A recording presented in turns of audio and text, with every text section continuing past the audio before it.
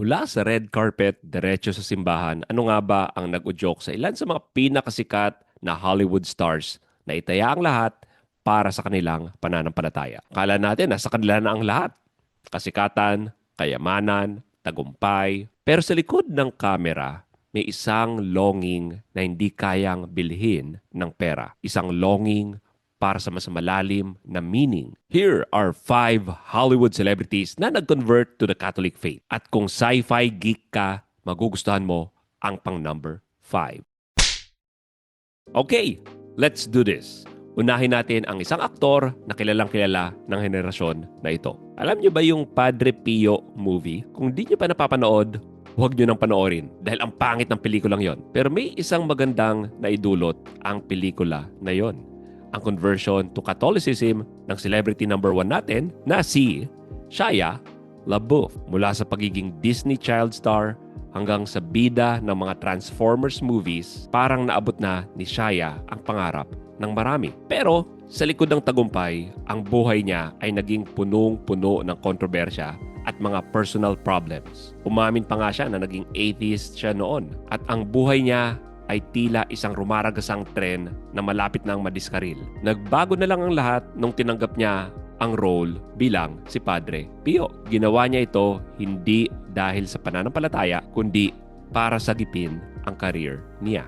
Bilang paghahanda, tumira siya kasama ang mga Capuchin friars sa isang monasteryo. Sa katahimikan at simpleng buhay ng mga monghe, nagsimula ang kanyang paglalakbay. Sa isang interview kay Bishop Robert Barron, inamin niya na dala-dala niya ang bigat ng kahihiyan at kasalanan. Pero sa pag-aaral niya tungkol sa awa ng Diyos, nagsimula siyang makakita ng pag-asa. Noong huling bahagi ng 2023, formal siyang riniceive sa simbahang Katoliko. At hindi ko sasabihin naging santo na kagad si Shia dahil recently ay may mga kontrobersya pa rin kinaharap si Shia. Ang masasabi ko lang ay patuloy natin siyang isama sa ating mga dasal. Ang number 2 celebrity natin, gaya ni Shia LaBeouf, pinortray din niya ang isang man of God. And this time, mula sa Old Testament, si King David sa seryeng House of David ng Amazon Prime Videos. Ito ay walang iba kundi si Michael Iskander. Lumaki si Michael bilang isang Coptic Orthodox Christian sa isang pamilyang may malakas na pananampalataya. Ngunit habang tumatagal, nakaramdam siya ng isang calling o tawag patungo sa simbahang Katoliko. Ayon kay Iskander, ang calling na ito ay patuloy na lumalakas sa paglipas ng panahon. Isang araw, bigla siyang pumasok sa St. Patrick's Cathedral sa Manhattan at na-feel niya ang presence ng Diyos doon. Parang lumakas ang hangarin niyang makonsume ang body, blood, soul, and divinity ni Christ in the Eucharist. At doon nagsimula ang mas malalim na pag-aaral niya sa Catholic faith. Ang paghahanda at pagganap niya bilang King David ay lalo pang nagpatibay na kanyang pananampalataya. Pagkatapos ng halos 2 oras na pakikipag-usap sa isang pari tungkol sa kanyang mga tanong,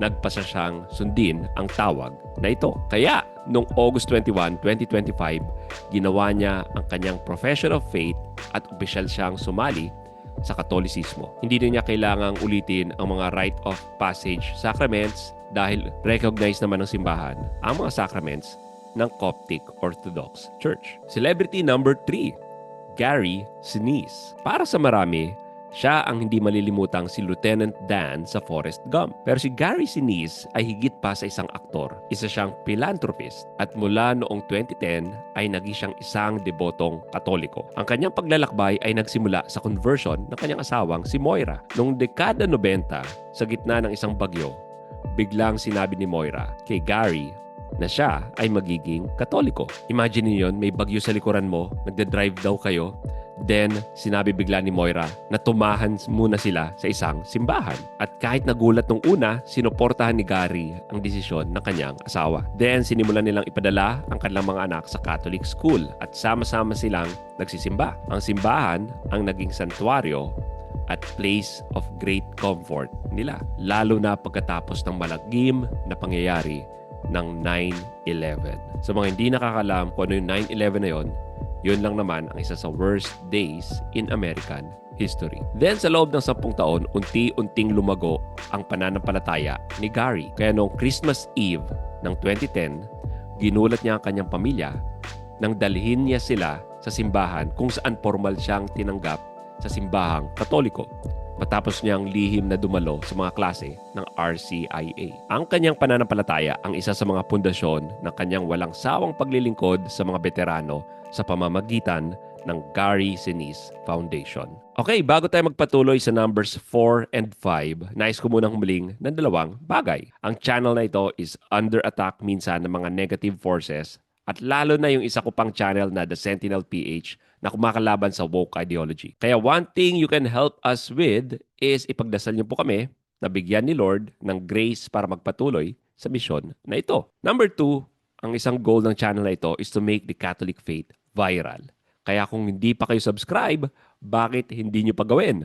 Pindutin ang subscribe button down below. And while you're at it, paki-like na rin ang video and hit that notification bell. Kamusta? May mga Hollywood Catholic converts ba akong na-miss? Write it down sa comments at baka masali sila sa part 2 ng video na ito. Okay, number 4 na tayo. Sikat na Filipino comedian who made it big in Hollywood. None other than Rob Schneider. Kilala si Rob sa comedy bilang sidekick ni Adam Sandler. You can do it! At sikat din siya sa role na Juice Bigelow, male gigolo. Pero ang kanyang paglalakbay sa pananampalataya ay isang seryosong kwento. Inanunsyo ni Schneider ang kanyang pagiging Catholic noong October 2023. At sinabi niyang ito ay resulta ng maraming forces sa buhay niya. Kabilang dito ang pagnanais na magkaroon ng matibay na pundasyon para sa kanyang mga anak. Bagamat noong 2023 niya ito inanunsyo, nagsimula ang kanyang conversion noong panahon pa ng pandemic. Inamin niya na dati siyang lumayo sa Diyos, ngunit palagi niyang nararamdaman na nariyan lang si Jesus. Ang desisyon niyang bumalik sa simbahan ay pinalakas ng pakikipag-usap niya sa mga pari, kabilang ang sikat na exorcist na si Father Chad Ripperger. Ayon kay Schneider, ang simbahang Katoliko ang pinakamalapit sa mga tunay na salita ni Kristo. Ang kanyang pananampalataya ay nagdulot din ng kanyang paghingi ng tawad para sa kanyang mga nakaraan at pagkukulang at mag-focus lalo sa paggawa ng mga proyektong pamilya. Okay, eto na ang last celeb natin. Taas ang kamay sa mga fans ng Star Wars. Celebrity number 5 ay si Obi-Wan Kenobi himself, Sir Alec Guinness. Bukod sa pagiging Jedi Master, si Sir Alec Guinness ay may malalim na spiritual journey. Ang kanyang daan patungo sa simbahan ay hinubog ng dalawang di malilimutang pangyayari. Ang una ay noong 1954 habang nagsushoot siya ng pelikulang Father Brown kung saan gumanap siya bilang isang paring Katoliko. Isang gabi, habang pauwi na siya at nakasuot pa rin ng costume, isang batang lalaki ang biglang lumapit sa kanya. Hinawakan ng kanya kamay at masayang naglakad kasama siya. Dahil all this time, akala ng batang lalaki ay isang tunay na pari, si Alec. Ang simpleng tiwala ng batang ito ang nag-iwan ng malalim na marka kay Guinness at nagsimula siyang mag-explore tungkol sa simbahan na kayang mag-inspire ng ganong klaseng debosyon. And this is long before the church abuse crisis ng simbahan around the 1970s at medyo umabot pa noong 1980s. And in my opinion, tingin ko kaya nangyari sa mga decades na ito ang abuse crisis ay dahil naapektuhan din ng sexual revolution ang mga pari. Ang pangalawang mitsa ng conversion ni Alec Guinness ay mas personal. Ang kanyang anak na si Matthew ay nagkaroon ng polio at na-paralyze mula bewang pababa. Sa kanyang pag-aalala, nagsimulang pumunta si Guinness sa isang simbahan para magdasal. Gumawa siya ng isang pangako sa Diyos. Kung gagaling ang kanyang anak, hindi niya hahadlangan kung gugustuhin ng Diyos na maging Katoliko siya balang araw. And guess what? Himalang gumaling si Matthew at naging tapat si Guinness sa kanyang pangako. Dahil sa mga karanasang ito, sinimulan niyang pag-aralan ang pananampalatayang Katoliko. At di nagtagal, siya at ang kanyang asawa ay naging Catholic. Ang kwento ni Sir Alec Guinness ay nagpapakita kung paano ginagamit ng Diyos ang mga simple at minsan ay kakaibang paraan para tawagin tayo. So ang mga kwento na ito ay tungkol sa mga Hollywood celebrities. Kung gusto niyo namang malaman kung sino sa mga local celebrities natin ang sobrang debotong Katoliko, gumawa rin ako ng video tungkol dyan. And you can watch it right here.